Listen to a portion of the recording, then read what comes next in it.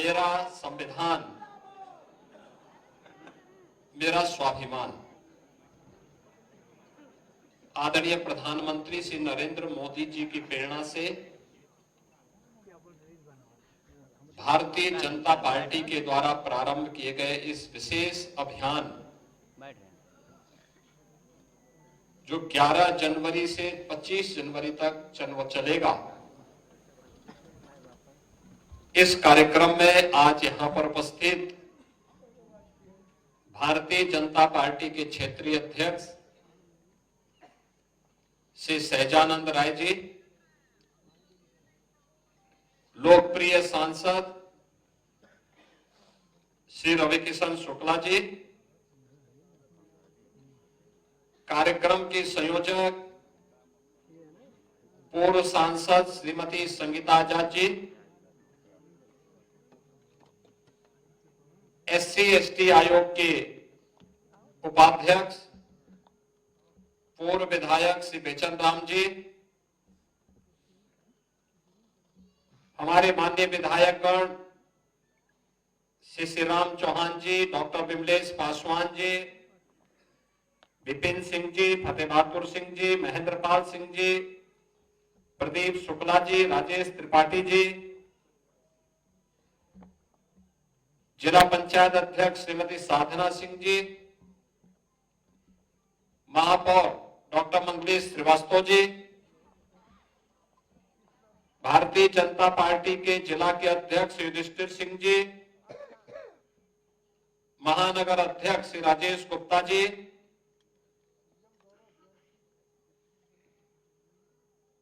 आज के इस कार्यक्रम में उत्तर प्रदेश अनुसूचित जाति आयोग के सदस्य श्री टीजाराम जी, प्रदेश उपाध्यक्ष अनुसूचित मोर्चा अनुराग मजवार जी, क्षेत्रीय महामंत्री दीपक कुमार जी, पूर्व विधायक अलीमर्दन सिंह जी, पूर्व विधायक संत प्रसाद जी, पूर्व विधायक धनंजय कन्नौजिया जी और इस पूरे कार्यक्रम का संचालन कर रहे श्री परदेशी रविदास जी, गोरखपुर क्षेत्र के विभिन्न जनपदों से यहां पर उपस्थित सभी मेरे उपस्थित बहनों और भाइयों,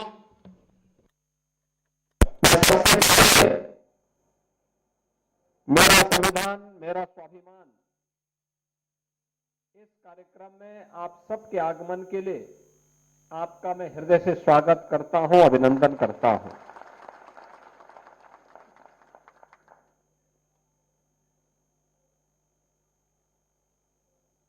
संविधान किसी भी संप्रभु संपन्न राष्ट्र के नागरिकों का स्वाभिमान होता है, क्योंकि उसी से उसका सम्मान जुड़ता है। और 1952 में पहला आम चुनाव हुआ, तभी से हर वयस्क मतदाता को, महिला हो पुरुष हो, किसी भी जाति का हो, मत और मजहब का हो, बिना किसी भेदभाव के हर वयस्क मतदाता को, अगर वह भारत का नागरिक है तो उसे सरकार चुनने के लिए अपना मताधिकार का उपयोग करने की पूरी स्वतंत्रता भारत के संविधान ने दी। और इसीलिए कृतज्ञ राष्ट्र बाबा साहब भीमराव अंबेडकर के प्रति कृतज्ञता का भाव ज्ञापित करता है। बाबा साहब भीमराव अंबेडकर एक महामानव थे, व्यक्तिगत अपमान सहा, लेकिन राष्ट्र के विकास में अपने व्यक्तिगत राग द्वेष को उन्होंने कभी आड़े नहीं आने दिया, कभी नहीं आने दिया।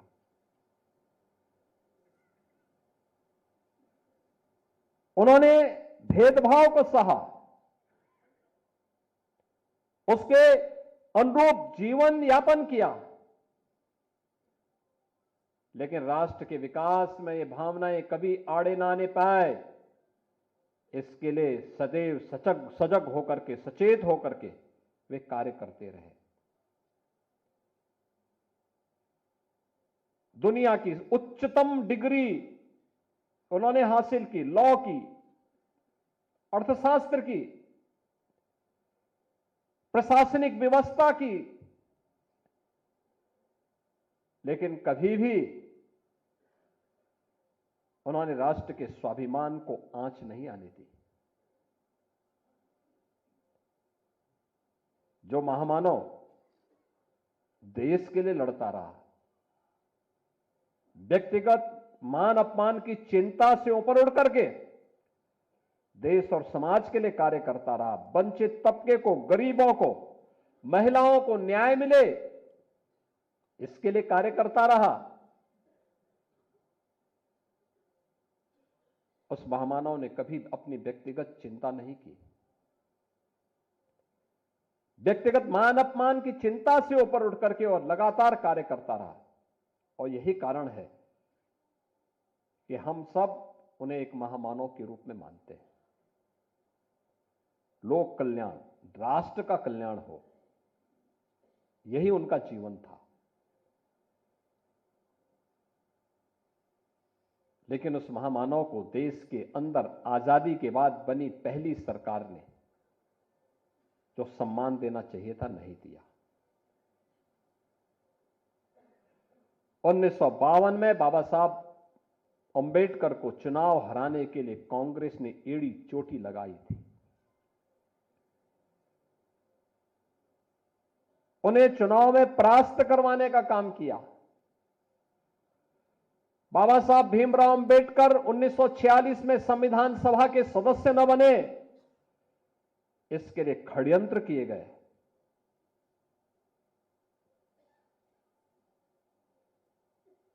उनकी क्षेत्र की जो सीट थी, जो हिंदू बाहुल्य क्षेत्र थे, नॉन मुस्लिम क्षेत्र थे, उन्हें विभाजन का हिस्सा बना दिया गया, जिससे बाबा साहब भीमराव अंबेडकर चुनाव न जीतने पाए।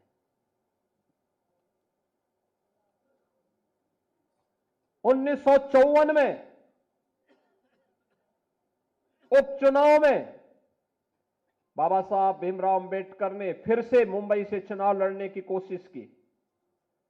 कांग्रेस ने उनके सहायक को तोड़ दिया और उसी को बाबा साहब भीमराव अंबेडकर के खिलाफ लड़ाने का काम किया, उन्हें परास्त करने का काम किया।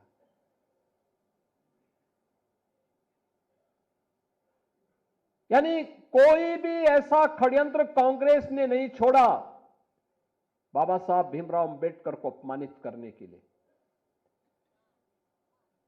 अपने नेताओं के बड़े बड़े स्मारक कांग्रेस ने बनाए, लेकिन बाबा साहब भीमराव अंबेडकर का एक भी स्मारक नहीं बनने दिया, एक भी स्मारक नहीं बनने दिया। यहां तक कि मऊ मध्य प्रदेश में, जहां पर बाबा साहब भीमराव अंबेडकर ने जन्म लिया था, मऊ छावनी, कांग्रेस ने नहीं बनने दिया। कांग्रेस की सरकारें थी, नहीं बनने दिया। इंग्लैंड में रह करके, जिस भवन में रह करके उन्होंने अपनी उच्च शिक्षा प्राप्त की,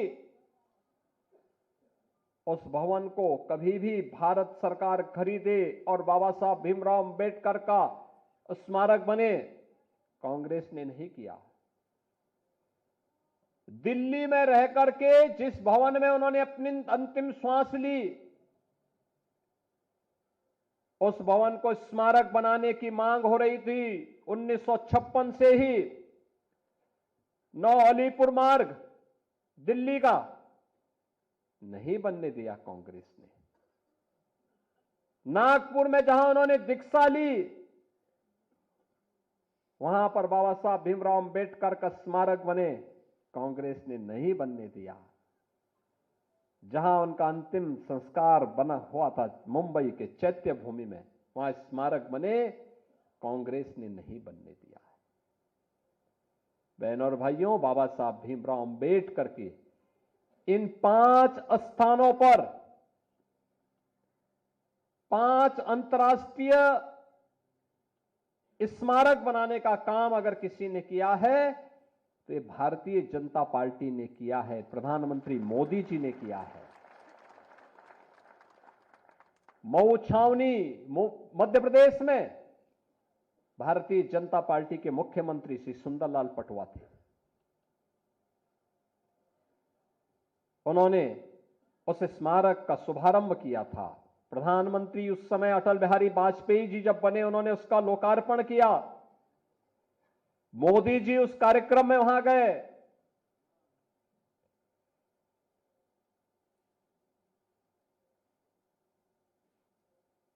मुंबई में, इंग्लैंड में, जहां पर उच्च शिक्षा बाबा साहब ने अर्जित की थी, उस भवन को ब्रिटिश सरकार बेच रही थी। प्रधानमंत्री मोदी जी की प्रेरणा से महाराष्ट्र की भारतीय जनता पार्टी की सरकार ने उस भवन को खरीदा। बाबा साहब भीमराव अंबेडकर का वहां पर स्मारक बनाया और भारत से जाने वाले अनुसूचित जाति के बच्चों के लिए उच्च शिक्षा के लिए वहां पर एक केंद्र बनाया और स्कॉलरशिप की भी व्यवस्था इंग्लैंड में की है, बाबा साहब की स्मृति को बनाए रखने के लिए। दिल्ली के अलीपुर मार्ग के उस भवन को खरीदकर उस भवन में बाबा साहब भीमराव अंबेडकर का स्मारक बनाने का काम, उसको स्वीकृति दी थी पूर्व प्रधानमंत्री चंद्रशेखर जी ने, और उस कार्य को क्या भारतीय जनता पार्टी ने, आप इंटरनेशनल सेंटर दिल्ली का आप देखेंगे, बाबा साहब भीमराव अंबेडकर का दिल्ली में बना है। मुंबई का, नागपुर का दीक्षा भूमि, बाबा साहब भीमराव अंबेडकर का भव्य स्मारक, और मुंबई का चैत्य भूमि, ये बाबा साहब का भव्य भूमि। यह भी पंचतीर्थ जो ये बने हैं, ये प्रधानमंत्री मोदी जी की प्रेरणा से बने हैं। कांग्रेस ने तो बाबा साहब को षड्यंत्र से चुनाव हराने वाले व्यक्ति को 1970 में पद्म पुरस्कार से सम्मानित किया था कांग्रेस ने। ये राहुल गांधी किस मुंह से संविधान लेकर के घूम करके जनता को बेवकूफ बनाने का काम कर रहे हैं। किसी भी संविधान की आत्मा उसका प्रियम्बल होता है, प्रस्तावना होती है। और याद रखना, बाबा साहब भीमराव अंबेडकर ने 26 नवंबर 1949 को जो संविधान का ड्राफ्ट तैयार किया था, जो संविधान भारत की संविधान सभा को सौंपा था, उस संविधान सभा में प्रस्तावना में 2 शब्द नहीं थे, सेकुलर शब्द भी नहीं था और सोशलिस्ट शब्द भी नहीं था। कांग्रेस ने अपने हित के, अपने स्वार्थ के लिए, जब इस देश के अंदर इमरजेंसी लागू की गई थी, आपातकाल के दौरान कांग्रेस ने 2 शब्द रात के अंधेरे में डाल करके बाबा साहब भीमराव अंबेडकर का अपमान करने का काम किया था। कांग्रेस ने लगातार कोई ऐसा अवसर नहीं छोड़ा जो भारत के संविधान के गले को घोंटने के समान थे। हर अवसर पर संशोधन पे संशोधन, संशोधन पे संशोधन करती रही। अनुसूचित जाति को उसका अधिकार मिले, अनुसूचित जनजाति को उसका अधिकार मिले, पिछड़ी जाति के लोगों को उसका अधिकार मिले, कभी यह प्रयास नहीं किया। हम पूछना चाहते हैं कांग्रेस के लोगों से, समाजवादी पार्टी के लोगों से, कि आखिर अलीगढ़ मुस्लिम विश्वविद्यालय में या जामिया मिलिया विश्वविद्यालय में अनुसूचित जाति, जनजाति या पिछड़ी जाति के नौजवानों को प्रवेश में भी और नौकरी में भी क्यों आरक्षण नहीं है? क्यों नहीं इन्होंने इसके लिए वहां प्रावधान किया? जो भारत के पैसे से चलने वाला हो, हर उस संस्थान में अनुसूचित जाति, जनजाति और पिछड़ी जाति के नौजवानों के लिए भी प्रवेश में भी और नौकरी में भी आरक्षण की व्यवस्था होनी चाहिए। लेकिन वहां पर नहीं है, वहां पर नहीं बोलते ये लोग, मौन हो जाते हैं। और यही कारण था, बाबा साहब भीमराव अंबेडकर ने जब पहली संयुक्त सरकार बनी थी और संयुक्त सरकार बनने के बाद जब उसके उपरांत पंडित नेहरू की द्वारा बनाई गई उस नेतृत्व में चल रही सरकार के कृत्यों को देख करके बाबा साहब भीमराव अंबेडकर ने उस समय इस्तीफा दिया था और कहा था, यह सरकार मेरी योग्यता के अनुसार कार्य नहीं ले रही है। मैं पहला भारतीय हूं जिसने अर्थशास्त्र में पीएचडी की है, शोध किया है। भारत के निर्माण में योगदान देना चाहता हूं, लेकिन मेरी कोई उपयोगिता नहीं करते।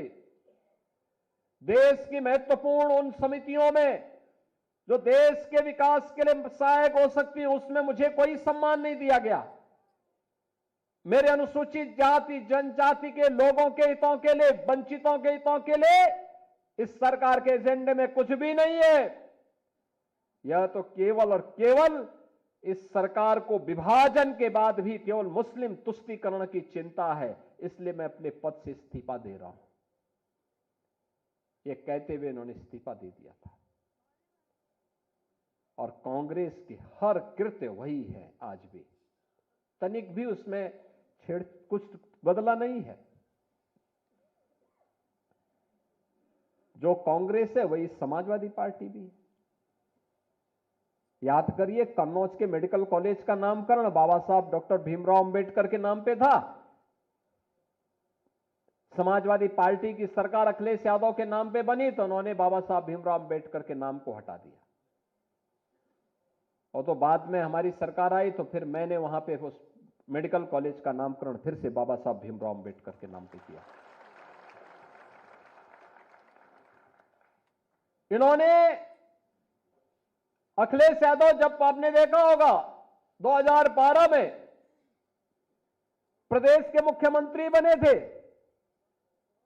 उस समय इन्होंने पहली घोषणा की थी कि बाबा साहब भीमराव अंबेडकर और जितने भी सामाजिक न्याय के महापुरुष हैं, इनके बने हुए स्मारकों को हम तोड़ेंगे।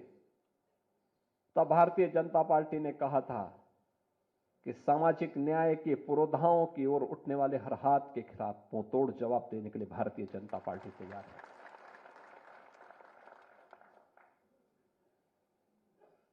और आज मुझे प्रसन्नता है कि आदरणीय प्रधानमंत्री जी की प्रेरणा से लखनऊ में हम बाबा साहब भीमराव अंबेडकर का भी एक भव्य स्मारक और एक अच्छा सांस्कृतिक केंद्र का निर्माण कर रहे हैं। बहुत शीघ्र इसको हम लोग वहां बनाने जा रहे हैं। बहनों और भाइयों, जिनका पूरा जीवन देश के लिए समर्पित था, जिन्होंने एक एक श्वास देश के लिए जिया हो, जिन्होंने देश के लिए अपना एक एक पल जिया हो, ऐसे महापुरुषों का सम्मान रखना हमारा दायित्व बनता है। और उस दायित्व के अंतर्गत हम सब मिलकर के आज इस अभियान के साथ जुड़े हैं कि बाबा साहब भीमराव अंबेडकर और सामाजिक न्याय के लिए कार्य करने वाले उन सभी महापुरुषों को सम्मान मिलना चाहिए। और उसी अभियान के क्रम में आज भारतीय जनता पार्टी ने आदरणीय प्रधानमंत्री जी की प्रेरणा से 11 जनवरी से 25 जनवरी के इस पूरे एक पखवाड़े को मेरा संविधान मेरा स्वाभिमान के नाम पर चलाने का काम किया है। याद करना, जब प्रधानमंत्री जी मुंबई के चैत्य भूमि में बाबा साहब भीमराव अंबेडकर के स्मारक के निर्माण के कार्यक्रम का शुभारंभ करने के लिए गए थे 2015 में, अक्टूबर 2015 में, तब उन्होंने वहां घोषणा की थी कि 26 नवंबर की तिथि भारत में संविधान दिवस के रूप में मनाई जाएगी।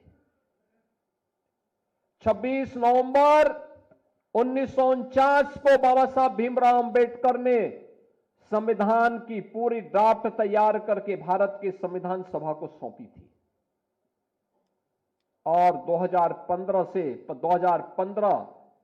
26 नवंबर 2015 से हर वर्ष इस तिथि को संविधान दिवस के रूप में मनाया जाता है।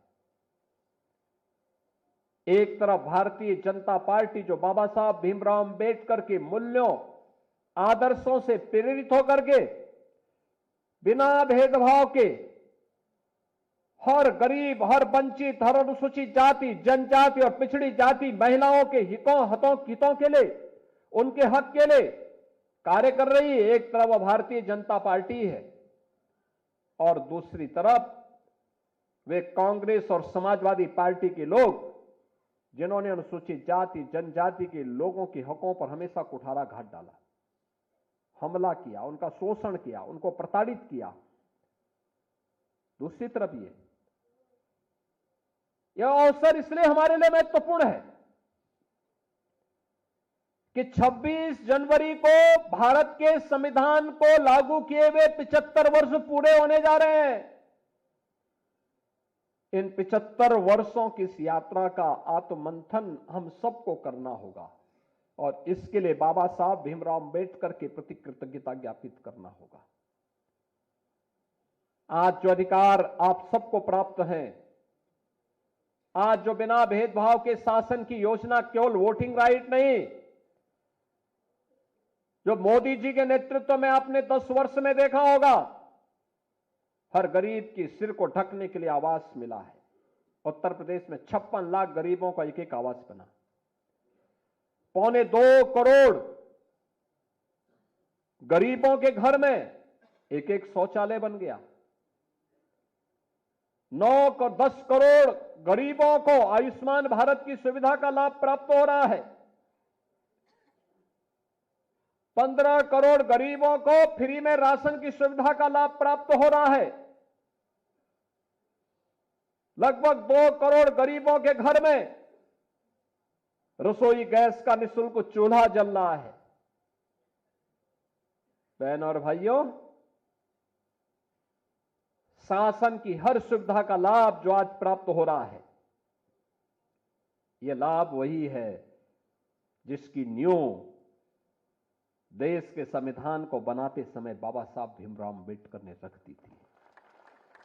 बस अंतर इतना है कि कांग्रेस का कोई प्रधानमंत्री उस पद पर आ जाता है तो उस पर कुंडली मार करके बैठ जाती थी कांग्रेस, लेकिन मोदी जी और वाजपेयी जी जैसे यशस्वी प्रधानमंत्री बनते हैं तो पोटली खोल करके हर गरीब, वंचित, दलित को उसका अधिकार मिलना प्रारंभ हो जाता है। और आज ये अधिकार जो मिल रहा है, ये उसी भाव के साथ दिया जा रहा है, उसी भाव के साथ दिया जा रहा है।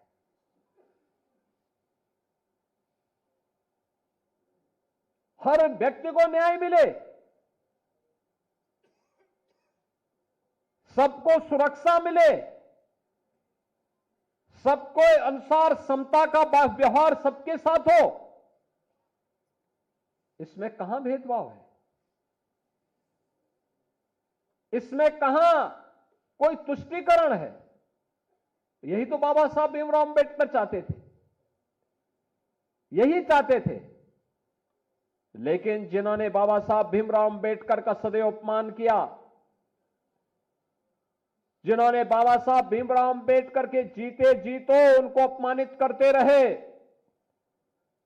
और उनके न रहने के बाद भी कभी उन्हें सम्मान नहीं दिया, आज वे लोग संविधान की प्रति लेकर के घूम करके बेवकूफ बनाने का काम कर रहे हैं,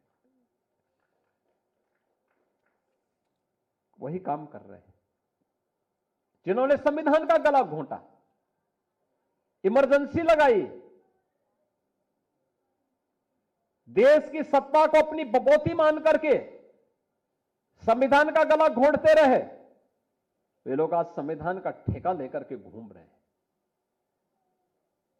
और इसीलिए हमें इस वास्तविकता को पहचानना होगा। 75 वर्षों की ये शानदार यात्रा को, ये बाबा साहब भीमराव अंबेडकर के द्वारा उस गौरवशाली भारत के निर्माण के लिए जो नींव रखी गई थी, आज उस नींव को पुख्ता करने का काम, मजबूती के साथ उसमें एक भव्य भवन बनाने का काम कोई कर रहा है तो प्रधानमंत्री मोदी जी कर रहे हैं। और उस अभियान के साथ हम सब मिलकर के सहभागी बने, इस विश्वास के साथ मेरा संविधान मेरा स्वाभिमान के रूप में इस यात्रा को आगे बढ़ाने की आवश्यकता है, क्योंकि यही संविधान है जो हमें स्वाभिमान के साथ जीने की प्रेरणा दे रहा है, एक सम्मान के साथ जीवन यापन करने की प्रेरणा प्रदान कर रहा है। और उस अभियान के साथ हम सब जुड़ रहे हैं।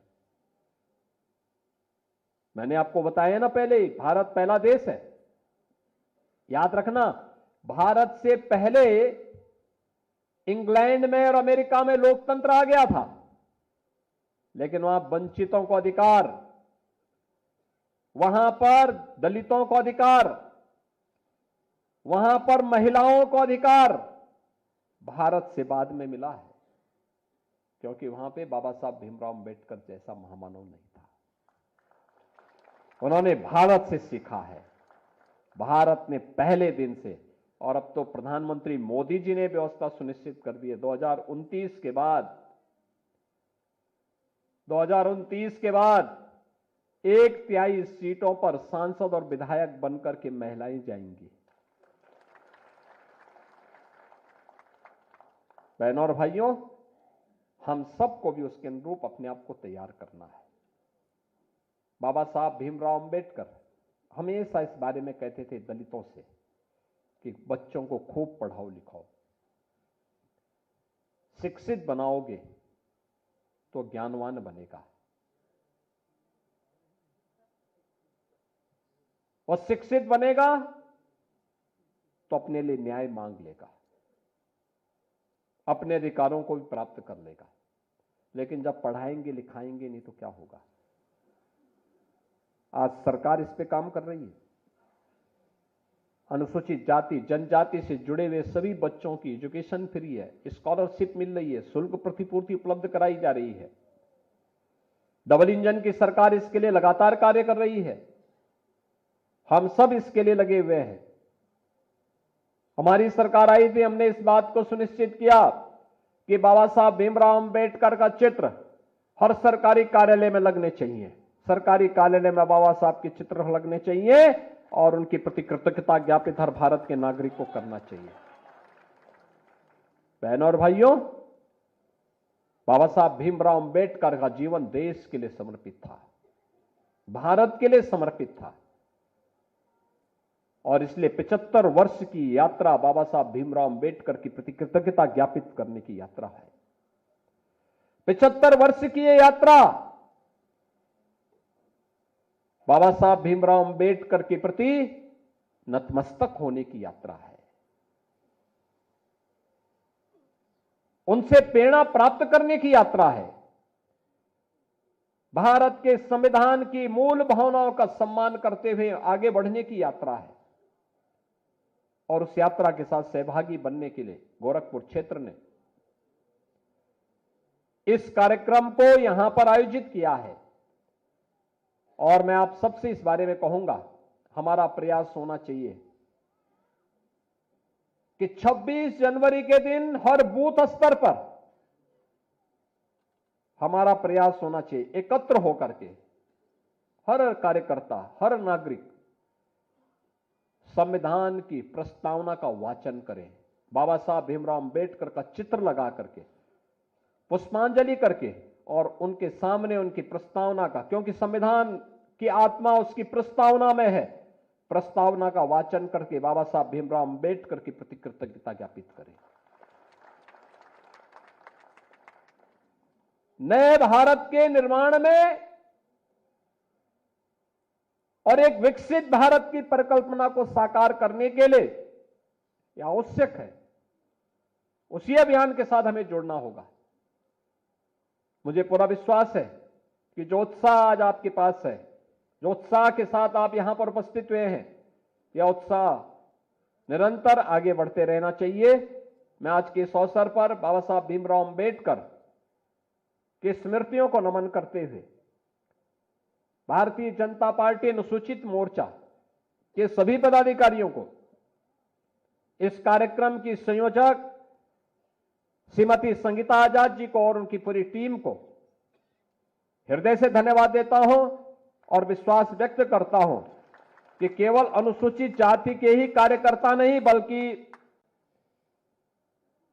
भारतीय जनता पार्टी का हर कार्यकर्ता हर बूथ स्तर पर 26 जनवरी के इस कार्यक्रम में सहभागी बनकर के बाबा साहब भीमराव अंबेडकर के प्रति अपनी कृतज्ञता ज्ञापित करे, प्रस्तावना का वाचन करे। इस विश्वास के साथ आप सबके प्रति मैं अपनी शुभकामनाएं देता हूं।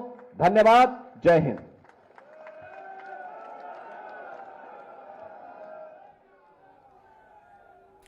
तो गोरखपुर से सीएम योगी आदित्यनाथ को सुन रहे थे आप, जहां पर उनकी तरफ से तमाम बातें कही गई हैं। भारत संवैधानिक मूल्यों का पालन करता है और इसी के साथ साथ उन्होंने कहा कि कांग्रेस ने बाबा साहेब का अपमान किया, उनका कभी सम्मान नहीं किया। कांग्रेस ने बाबा साहेब के खिलाफ जो है साजिश भी रची और उन्हें चुनाव हराने की बात भी उन्होंने की कि किस तरीके से कांग्रेस ने उन्हें चुनाव हराने तक की साजिश रच डाली थी। तो इस तरीके की बातें जो है उन्होंने कही। उन्होंने कहा कि राहुल गांधी जनता को बेवकूफ बनाते हैं और साथ ही साथ जो है उन्होंने कहा कि कांग्रेस और समाजवादी पार्टी में कोई फर्क नहीं है।